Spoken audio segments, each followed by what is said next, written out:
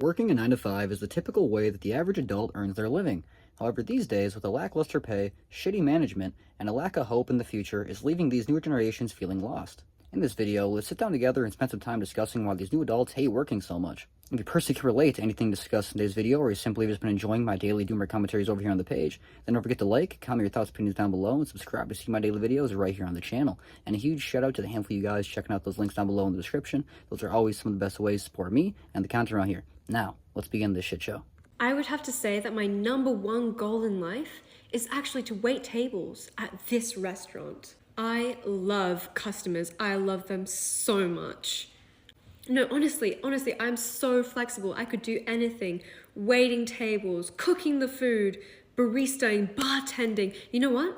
I'll even work at the reception. Nothing is too humiliating for me. As long as I'm paid any amount of money, I will do anything at this job. No, I love being underpaid. I love being underpaid. I have nothing to do with my money. The only reason I'm looking for work here isn't for money. It's because I love waitressing. I just love it. Why don't I currently have a job? Well, the only reason I don't have a job right now is because I was waiting for the opportunity to sign up for this one. I would love to be overworked and underpaid. It's all I ever wanted. What day of the week can I work? Every day. I'll work every single day, and I'll work on weekends. I'll work at night, I'll work in the morning, I'll work during the day. I will work for 53 hours straight. I'll do anything. I will do anything. I've reacted to and discussed many different videos of boomer managers straight out admitting that they refuse to hire Gen Z and these new generations because of a lack of, work ethic, kind of like self-entitlement that they feel like they, present, as well as just kind of the overall, freedom to say how they think, which, and a lot of times in a job, you should really just keep your mouth shut and do what you're told, which at the end of the day, really kind of, splits the line between, is this just a free will job you're doing for money, or is it a job you have to do to get by and you don't really have much choice, which leaves these new adults feeling like they're trapped in this system that don't really have much choice to do much with, and they can't really benefit from either at the end of the day. The benefits they saw their parents, receiving from the system, whether that's a family building, a traditional lifestyle,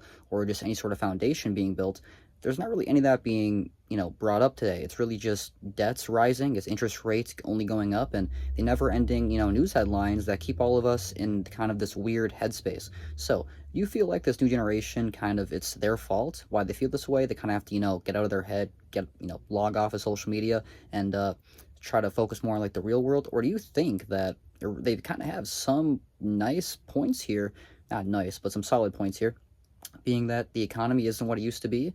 A lot of these people who are in the management positions don't really understand these new type of mindsets regarding the workforce, or you just straight up think there's always been people like this. Doesn't matter what generation. It's not a generational thing. It's just an individualistic type of ordeal where there's always been lazy people, hardworking people, and people in the middle. What do you think? I'd love to know down below in the comments.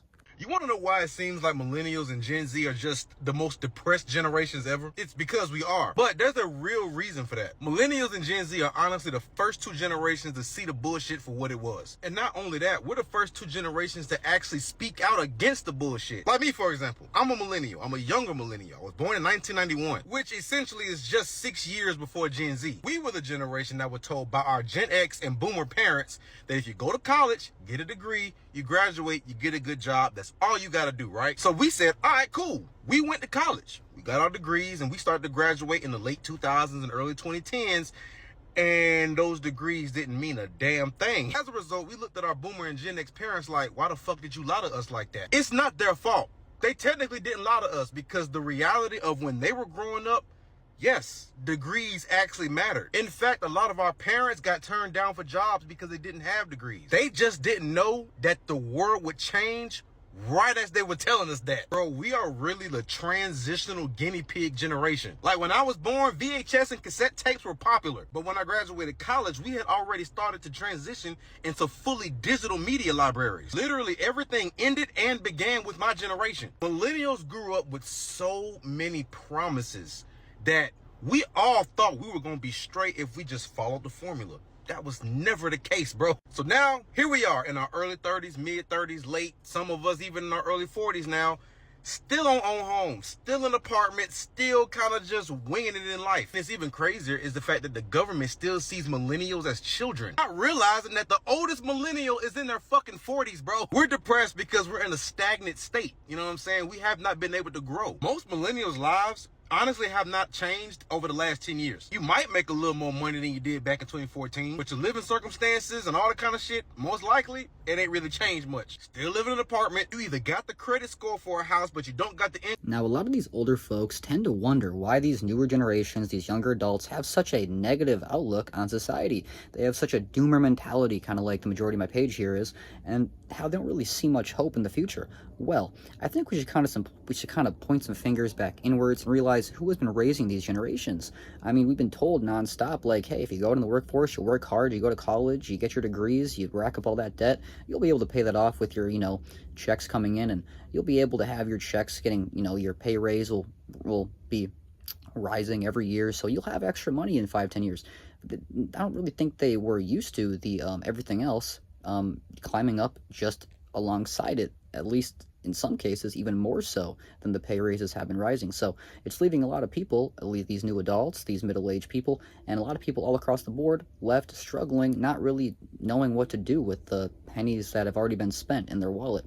So, do you feel like this is just an ever-growing problem that'll only get worse? Do you think this is just capitalism eating itself as a whole, or do you think this is just kind of the normal, younger negative mindset? Every young individual always has a doom gloom mentality, or is this just, like I said, an individualistic trait and it's person to person? Feel free to let me know down below in the comments.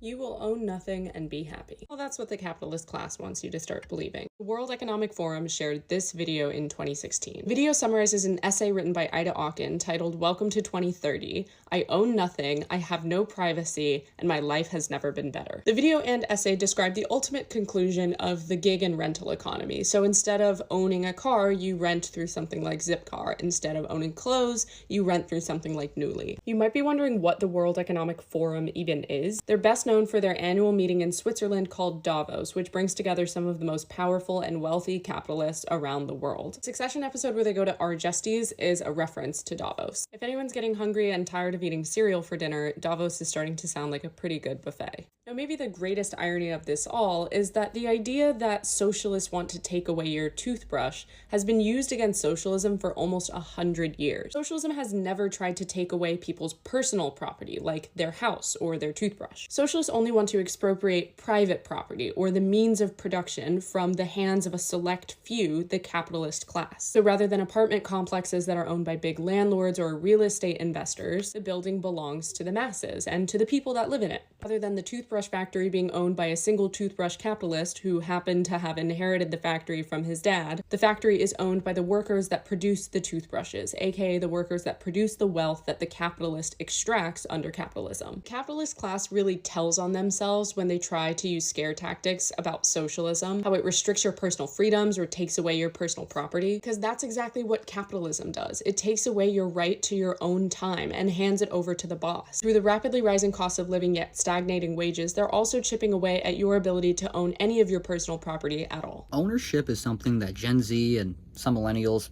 pretty much all Gen Alpha, has no idea what that's really about. We have no idea how that feels.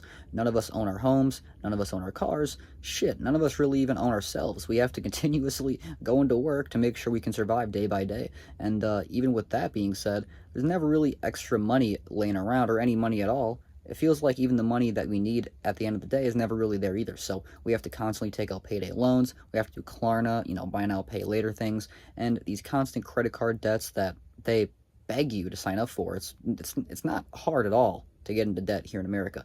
They will beg you to sign up for those credit card loans. They will send you, letters back to back to back to back to back until you sign up, and even if you don't, another company will find a way to send it to you. So it's a crazy system we have here in America, and it's just kind of this nonstop cycle that only really leaves people stagnant and falling behind. And this is, the newer generations, they're seeing it before they even get into the system. So they're just completely opting out of it altogether. But also at the end of the day, you can't really just opt out of credit, because you can't really just opt out of credit scores. You can't really opt out of money. You can't opt out of the economy, because we're all in the mix of it ourselves. So do you find yourself sitting on top, sitting in the middle, or stuck down below like the rest of us? Well, that's going to wrap up this video discussing this newer generation shitty mentality regarding the world, reality, and the modern day society. And if you personally have any different thoughts, opinions regarding anything discussed in this video, I always love to read them. So feel free to let those, free and flourish down below in the comments. I always love to respond to the ones I see fit, as well as a huge shout out to the handful of you guys showing your daily support here in my videos and going above and beyond by checking out those links down below in the description. A handful of you guys who do that are definitely some of the best ways supporting me and keep me going. I've been having a lot of personal issues lately, dealing with mice problems at my living residence, dealing with personal family issues and economic problems all across the board, but that's nothing new here. So I hope you guys have enjoyed. Hope to see you in the next one. That's it for me today, so bye.